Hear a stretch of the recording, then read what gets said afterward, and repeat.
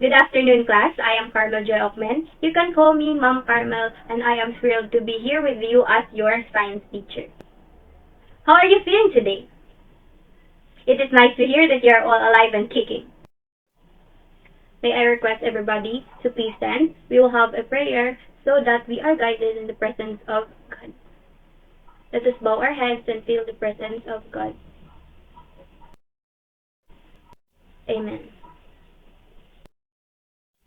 Now class, please remain standing because we will have an activity for you to boost more your energy.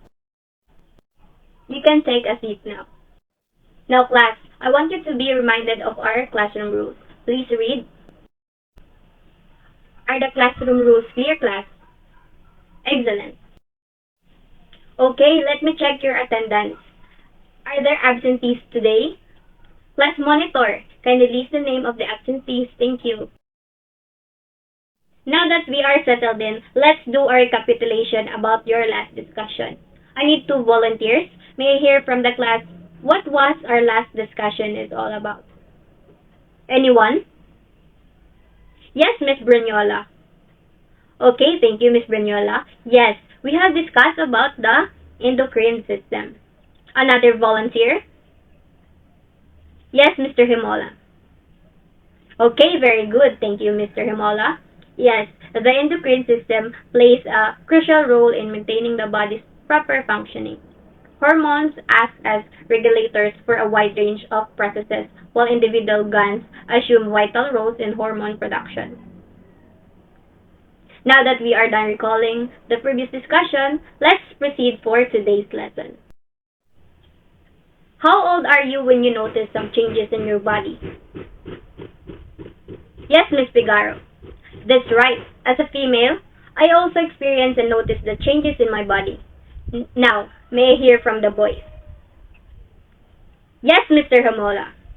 Thank you, Mr. Himola. Yes, males also experience body changes, just like us females, especially when we hit puberty. There are a lot of changes that will occur in our body. Are you curious of what happens in our body? Examine the objects and come up with any similarities or connections you see between them. What things come into your mind first? Very good, that's right. It looks like a male and female genital. Okay, for these given objects, can you guess what our topics for today is all about? Anyone from the class? No, close enough. Yes, that is right. For today's topic, we will talk about the reproductive system. Now class, may I present to you our learning objectives. Altogether, please read our lesson objectives so that we are guided throughout our discussion. In today's lesson, we will explore and learn the reproductive system. We are going to identify the parts of the male and the female reproductive system and describe their function. You have already learned about the ways our bodies prepare for physical maturity and adulthood through puberty. All of these physical changes are needed to allow female and male bodies to reproduce. Males and females have unique reproductive systems to perform reproduction.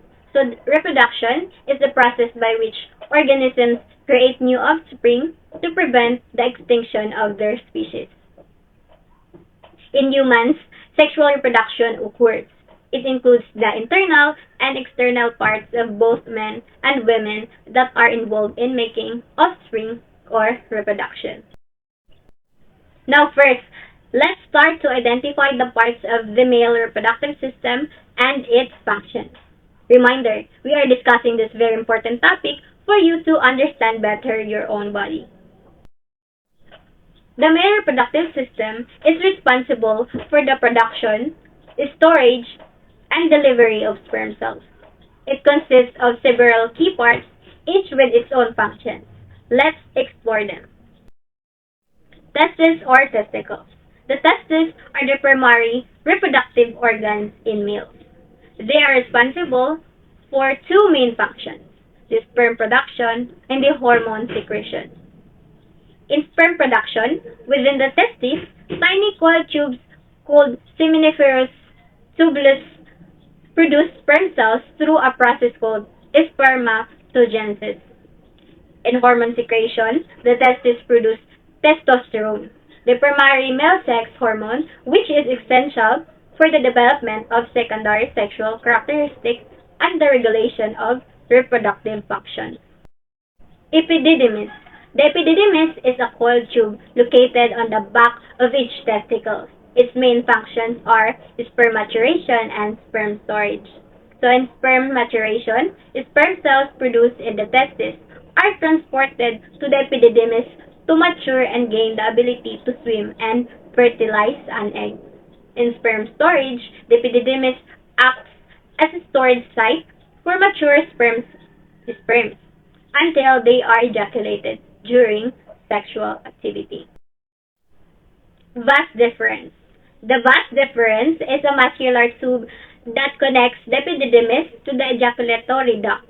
Its functions include transport of sperm and site-formed sperm storage. So, transport of sperm, the vas deferens carries mature sperm from the epididymis to the ejaculatory duct during ejaculation. In site for sperm storage, it can also temporarily store sperm before they are ejaculated. Seminal vesicles. The seminal vesicles are two glands located behind the bladder, and their main function is the secretion of seminal fluid. The fluid produced by the seminal vesicles contains fructose, mucus, and prostaglandins. Fructose content nourishes the sperm to stay healthy. The mucus content is for cell protection, while prostaglandin content triggers uterine construction. Prostate gland. The prostate gland is a walnut-sized gland situated just below the bladder and surrounding the urethra. Its functions include secretion of prostate fluid. The prostate gland produces a milky fluid that helps to nourish and protect sperm. It contributes to the volume of semen ejaculated. Muscular contractions during ejaculation. The prostate gland contracts rhythmically during ejaculation, helping propel semen into the urethra. Urethra. The urethra is a tube that runs through the penis and carries both urine and semen out of the body. It has two primary functions in the male reproductive system, the passage for urine and the passage for semen. In the passage for urine, the urethra allows for the passage of urine from the bladder to the outside of the body. In the passage for semen, during ejaculation, the urethra serves as the conduit for the transport of semen from the reproductive organs out through the penis. Penis. The penis is part of the external male reproductive organ. Its main functions include sexual intercourse and the urination. So in the sexual intercourse, the penis becomes erect through the filling of blood in its spongy tissues during sexual arousal. It is inserted into the vagina during intercourse for the purpose of delivering semen into the female reproductive tract in creating an offspring. In urination, the penis also serves as the external opening for the urethra, allowing for the passage of urine out of the body. Now let's delve into the parts and its functions of the female reproductive system. The female reproductive system is a complex system responsible for the production of eggs, the fertilization and development of embryos, and the birth of offspring. It consists of several essential organs, each with its own unique functions. Let's explore the different parts and their functions. Ovaries. The ovaries are a pair of small almond-shaped organs located on either side of the uterus. They are the primary reproductive organs in females and have two main functions: the production of eggs and the secretion of hormones. In the production of eggs, the ovaries contain thousands of follicles, each housing an immature egg. During each menstrual cycle, one follicle matures and releases an egg in a process called ovulation. So in secretion of hormones, the ovaries produce estrogen and progesterone, which regulate the menstrual cycle, promote the development of secondary sexual characteristics, and plays role in pregnancy and childbirth. Fallopian tubes. The fallopian tubes are two thin tubes that extend from each ovary to the uterus.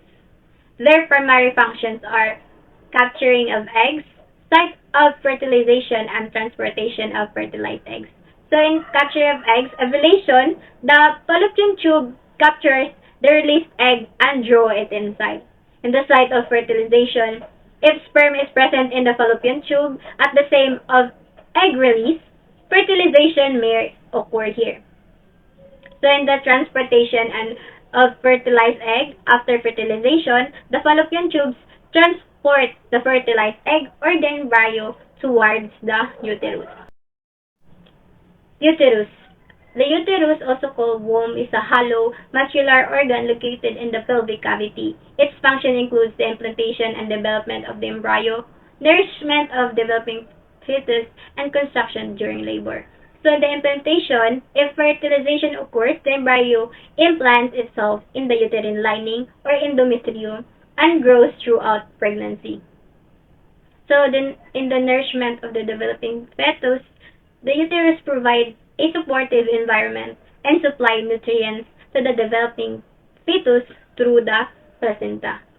In contractions during labor, during childbirth, the muscular walls of the uterus contract to expel the baby. Cervix. The cervix is the lower part of the uterus that connects it to the vagina. It has several important functions: the passage for menstrual blood, the protection from infection, and the passage for sperm. So in the passage for menstrual blood, during menstruation, the cervix allows the flow of blood from the uterus to the vagina. In the protection from infection, the narrow opening of the cervix, called the cervical canal, acts as a barrier against bacteria and pathogens, helping to prevent infection. So in the passage for sperm, during ovulation, the cervix produces mucus that facilitates the passage of sperm from the vagina into the uterus. Vagina. The vagina is a muscular canal that connects the cervix to the external genitalia. Its functions include the reception of the penis during sexual intercourse, a birth canal, and the passage for menstrual blood. So, in the reception of the penis during sexual intercourse, the vagina serves as the entry point for the penis and allows for sexual intercourse and producing an offspring. Then birth canal, during childbirth, the baby passes through the vagina during the delivery. So in the passage for menstrual blood flows out of the uterus through the cervix and into the vagina before being expelled from the body. Labia. Labia is part of the external female reproductive system. They are located on either side of the vaginal opening and are made of two pairs of folds, the labia majora and the labia minora. So, labia serves as protection. So, one of the primary functions of the labia is to protect the delicate structures of the female reproductive system. So, the labia majora, which are the larger outer folds, provide a layer of cushioning and act as a protective barrier for the labia minora, clitoris, and vaginal opening. They help prevent injuries, irritations, and potential infections by acting as a physical barrier against external factors. Now that you have learned the parts and functions of female and male reproductive system, let us have an activity. This activity will be done through a group. I will divide you into 4 groups: Group 1, Group 2, Group 3, and Group 4. Okay, class, group yourself. Count off. Group 1 will sit at the first and second row of the right column of the classroom. Group 2 will sit at the first and second row of the left column of the classroom. Group 3 will sit at the back of the Group 1 and Group 4 will sit at the back of Group 2. Now that you are settled with your respective groups, let's start the activity. Each group are tasked to create and design a word cloud that contains words, concepts related to the understanding about the lesson reproductive system. Here are the rubrics for our activity. Choose a representative in each group. After choosing the representative, you will come here in front and get the specific activity. I'll give you 3 minutes to create and design. You can start now. Now that you are done creating and designing your word cloud, I will give you another 2 minutes to collaborate your ideas, concepts that you have understood for today's lesson, the reproductive system. After you collaborate your ideas in 2 minutes, all representatives should present here in front. Time's up. Group 1 representative, kindly present your answer in front. Thank you, Group 1. Group 2 representatives, kindly present your answers in front. Thank you, Group 2. Group 3 representatives, kindly present your answers in front. Thank you, Group 3. Last but not the least, Group 4 representatives, kindly present your answers in front. Thank you, Group 4. Thank you everyone for participating. All your word cloud are neat, colorful, and meaningful. Your ideas, concepts has expanded the topic more. Excellent work. You did a great job, class. Give yourself a round of applause. Based on the activities that you performed, our lesson was all about the parts and function of male and female reproductive systems.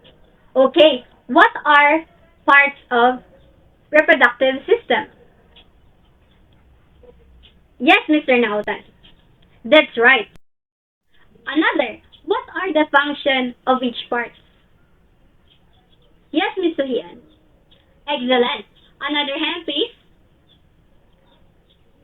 Yes, Mr. Dago. Excellent. Thank you, Mr. Dago. Last question. What is the main function of the reproductive system in our body? Yes, Ms. Perza. Very good. That is correct. It shows also that you have clearly understand our topic for today. The reproductive system is a group of organs, tissues, and glands that work together to enable sexual reproduction and the creation of offspring. In humans, the reproductive system is responsible for producing and delivering gametes, which are specialized cells that fuse during fertilization to create a new individual. In males, the reproductive system includes the testes, epididymis, vas deferens, seminal vesicles, prostate gland, urethra, and penis. While in females, it includes the ovaries, fallopian tubes, uterus, cervix, vagina, and labia. These organs and tissues are regulated by a complex interplay of hormones and neutral signals that control the production and release of egg cells, the development and maintenance of reproduction organs, and the initiation of reproductive behavior. The reproductive system is certainly essential for the continuation of a species, and its proper function is crucial for human health and well-being. Do you have any questions, violent reaction, clarification? If none, then I will ask you a question. What are the importance of knowing the reproduction, especially for us humans? Yes, you may, Mr. Quijada. Yes, that is right. Thank you, Mr. Quijada. Understanding or knowing the reproduction is definitely essential for ensuring the survival of future generations of humans. Without reproduction, the human species would eventually become extinct. By understanding the mechanisms of reproduction, we can better appreciate the importance of sexual reproduction and the role that it plays in the continuation of our species. Who would like to add? Yes, you may, Miss Plaza. That is also right. Thank you, Miss Plaza. Both of you has an on-point answer. Yes, having the knowledge of reproduction is not only essential for the continuation of the human species, but also essential for diagnosing and treating infertility and other reproductive disorders because these conditions often involve disruptions in the normal functioning of the reproductive system. Infertility affects many people, and it can have a range of causes, including hormonal imbalances, structural abnormalities in the reproductive organs, and genetic factors. By understanding the mechanisms of reproduction, healthcare providers can identify the underlying causes of infertility and other reproductive disorders and develop effective treatment plans. Based on our recent discussion, what do you think are the most important reasons for understanding the male and female reproductive system? Yes, you may, Miss Peteros. That is right. Very good. Thank you, Miss Peteros. Now, how this knowledge of the reproductive processes contributes to individual, social health, and well-being? Yes, Mr. Apyag. Excellent. Thank you, Mr. Apyag. I believe that ends our lesson for today. Thank you all for participating so actively. I hope you enjoyed our discussion and learned something valuable.